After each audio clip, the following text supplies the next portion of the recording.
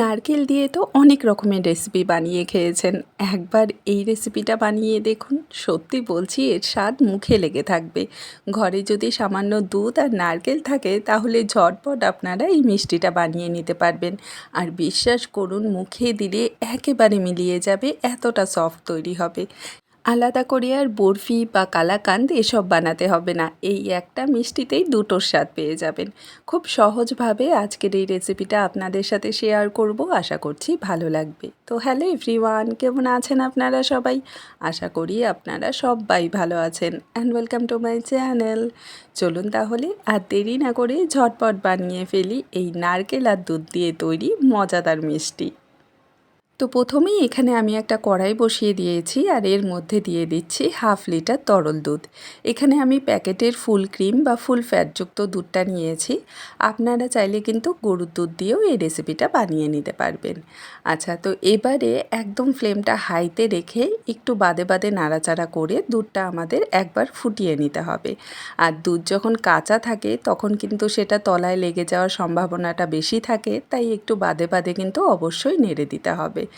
আর চেষ্টা করবেন এই রেসিপিটা তৈরি করার জন্য একটু ঘন দুধ নেওয়ার, তাহলে মিষ্টিটা খেতে বেশি ভালো লাগবে।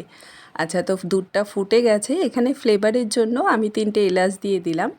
আর এখন কিছুই না, শুধু ফ্লেমটাকে হাইতে রেখে নাড়াচাড়া করে দুধটা আমাদের ঘন করতে হবে। খুব বেশি সময় লাগবে না যদি আপনারা হাই ফ্লেমে এই কাজটা করেন। আর চেষ্টা করবেন যে একটু বাদে বাদে নেড়ে দেওয়ার, আবারও বলছি, না হলে কিন্তু দুধটা তলায় লেগে গেলে মিষ্টিটা খেতে ভালো লাগবে না। আর কড়াইয়ের সাইডে যে সরটা জমে যায় দুধের, সেটা কিন্তু অবশ্যই ভালো করে দুধের সাথে মিশিয়ে দেবেন। আচ্ছা, দুধটা এখানে আস্তে আস্তে জাল হতে থাক, ততক্ষণে চলুন আমরা আরেকটা কাজ করে নিই। তো এখানে একটা মিক্সিং বোলে আমি নিয়ে নিচ্ছি 1/2 কাপ ফ্রেশ ছানা। ঠিক আছে, আমি এখানে আরও 1/2 লিটার দুধের ছানা তৈরি করে নিয়েছি। আপনারা চাইলে এখানে ছানার পরিবর্তে পনির দিয়েও এই মিষ্টিটা বানিয়ে নিতে পারবেন। আর যদি ছানা তৈরি করেন তাহলে একটু সফট করে ছানাটা তৈরি করতে হবে। আমি অনেক মিষ্টির রেসিপি আপনাদের সাথে শেয়ার করেছি, সেখানে ছানাটা কিভাবে তৈরি করতে হয় সেটাও আপনারা দেখে নিতে পারবেন। আচ্ছা, এবারে এই ছানার সাথে আমি দিয়ে দিচ্ছি 2 কাপ কোড়ানো নারকেল। আমি একটা বড় সাইজের নারকেল কুড়িয়ে নিয়েছি, তো 2 কাপের মতো হয়েছে। আপনারা পরিমাণটা একটু কম বেশি করে নিতে পারবেন, কোনো অসুবিধা নেই। তো যাই হোক, এবারে একটা চামচ দিয়ে ভালো করে আমি ছানা আর নারকেলটাকে মিশিয়ে নেব। আচ্ছা, যদি আপনারা পনির ব্যবহার করেন তাহলে পনিরটাকে আগে একটু হাত দিয়ে ম্যাশ করে নেবেন, তারপর নারকেলটা দিয়ে মিশিয়ে নেবেন, কারণ পনির তো ছানার থেকে একটু বেশি শক্ত হয়, তাই না? তো যাই হোক, এখানে দেখুন আমি ভালো করে ছানা আর পনিরটাকে মিশিয়ে নিয়েছি, একেবারে সফট হয়ে গেছে।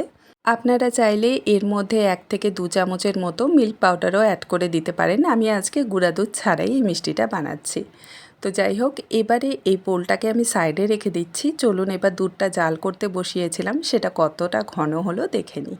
তো এখানে কিন্তু আমি একটু বাদে বাদে দুধটা নেড়ে দিয়েছিলাম, না হলে তলায় লেগে যেত। আর দুধের সাইডে মানে কড়াইয়ের সাইডে যে সরগুলো লেগেছিল সেটাও আমি ভালো করে দুধের সাথে মিশিয়ে দিয়েছি। আর আপনারা দেখেই বুঝতে পারছেন যে দুধটা কিন্তু অনেকটা ঘন হয়ে গেছে, ঠিক আছে, প্রায় 1 কাপের মতো হয়ে এসেছে। তো এখন যে এলাচগুলো দিয়েছিলাম সেটা আমি তুলে নিচ্ছি, কারণ দুধের মধ্যে এলাচের ফ্লেভারটা চলে এসেছে। যদি আপনাদের কাছে এলাচের গুঁড়ো থাকে আপনারা সেটাও দিয়ে দিতে পারবেন। আচ্ছা, এবারে আমরা যে নারকেল আর ছানার মিশ্রণটা তৈরি করে রেখেছিলাম সেটা পুরোটাই দিয়ে দেব। আর অনবরত নাড়াচাড়া করে এখন আমাদের এই মিশ্রণটাকে রান্না করতে হবে, ঠিক আছে? সত্যি বলছি, এই মিষ্টিটা তৈরি করা একেবারে জলের মতো সহজ, কোনো রকম মাপামাপি করার ঝামেলা নেই।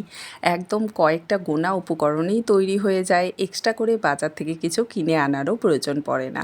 তো এখানে দেখুন আস্তে আস্তে আমি জাল করে নিচ্ছি। আর এই মিশ্রণটা যখন একটু ঘন হয়ে আসবে না, তখন ছিটতে শুরু করে, তো একটু সাবধানে কাজটা করবেন।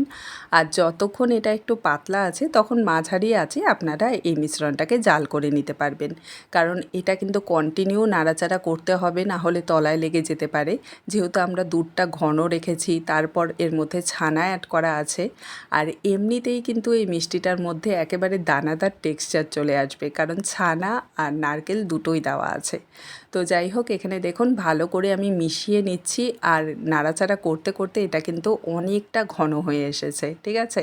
তো যখন দেখবেন দুধটা প্রায় শুকিয়ে এসেছে তখন এর মধ্যে চিনিটা অ্যাড করে দিতে হবে। তো এখানে আমি মিষ্টির জন্য 1/4 কাপ চিনি দিয়ে দিচ্ছি। আপনারা নিজেদের স্বাদ মতো কম বেশি করে নিতে পারবেন।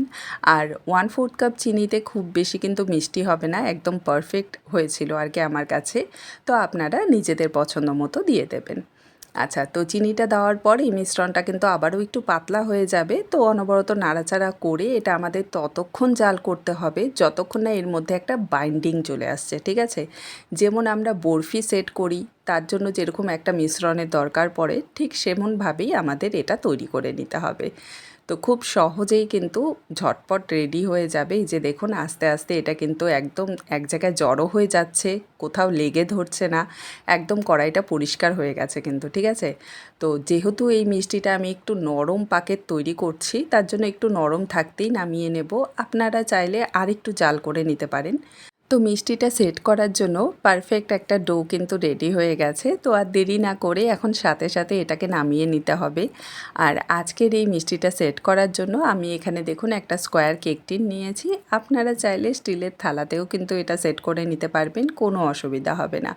শুধু সামান্য একটু তেল বা ঘি একটু ব্রাশ করে নেবেন যাতে করে এটা খুব সহজেই মোল্ড থেকে বেরিয়ে আসে বা থালা থেকে বেরিয়ে আসে।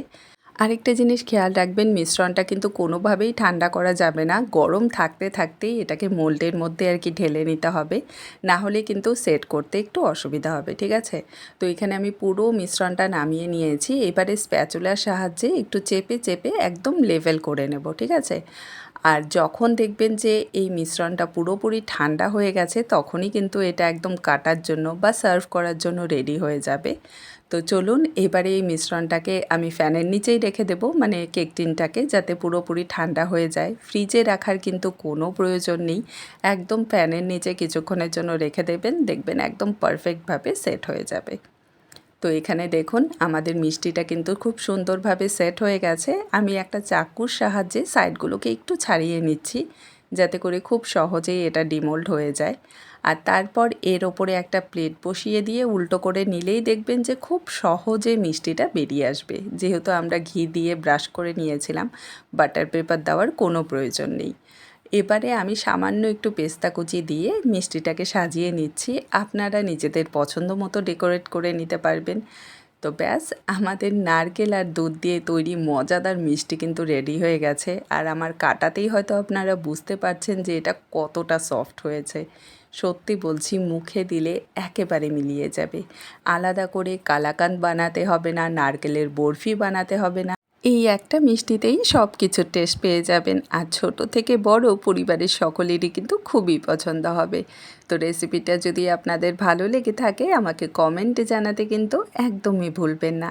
দেখা হবে আপনাদের সাথে আরেকটি নতুন সহজ আর মজাদার রেসিপি নিয়ে। ভালো থাকবেন, সুস্থ থাকবেন। Bye bye.